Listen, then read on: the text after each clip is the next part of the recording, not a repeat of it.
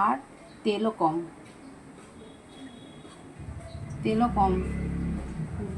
এটা ভালো খেয়ে দেখবেন, রান্না করে খুব ভালো লাগবে। আমি আপনাদেরকে করে দেখাচ্ছি। আমি অঞ্জলি, রান্নাঘর নতুন এসছি, দেখবেন ভালো লাগবে। তেল দিয়েছি একদম অল্প সামান্য, একটু হলুদ দিয়ে দিচ্ছি। পনিরটা হালকা করে ভালো করে ভেজে নেব।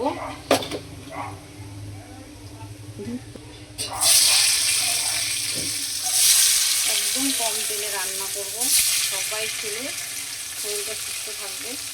কারণ এখন তেল খাওয়া একদমই ভালো না। যত কম তেল খাবেন তত শরীরের পক্ষে ভালো। হালকা আগে পনিরটা ভাজতে হবে। পনিরের মশলা একদম হালকা, টমেটো, একটু আদা, একটু লঙ্কা, যে যেমন ঝাল খায়, আমরা একটু ঝাল বেশি খাই, আর সামান্য জিরে, এটা পেস্ট করা হবে। পনিরটা লাল হয়ে এসছে, আর ভাজবো না, তুলে নিচ্ছি।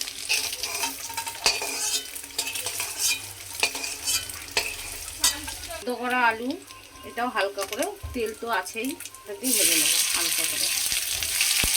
সেদ্ধ করে নিয়েছি আলুটা।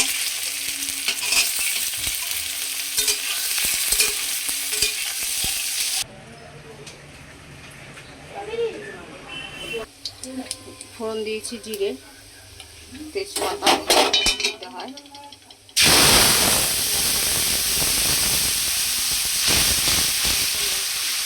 রান্না হচ্ছে।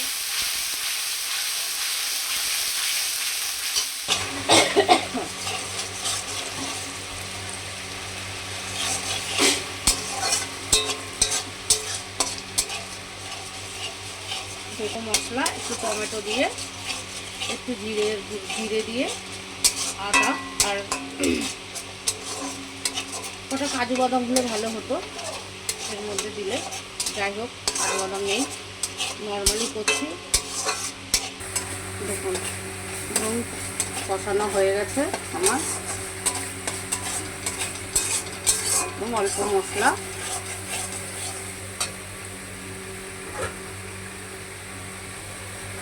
দিয়ে দিলাম ভাজাগুলো, আলু, পনির।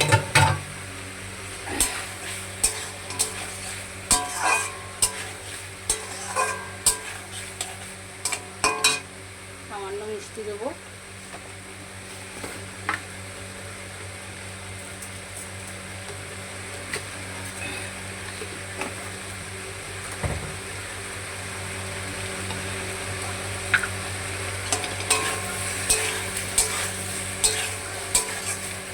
এবার জল অ্যাড করছি।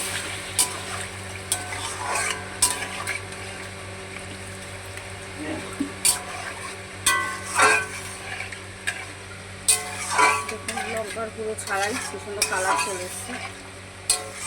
কাঁচা লঙ্কার তরকারি। নামানোর আগে একটু ঘি দেবো, ব্যাস।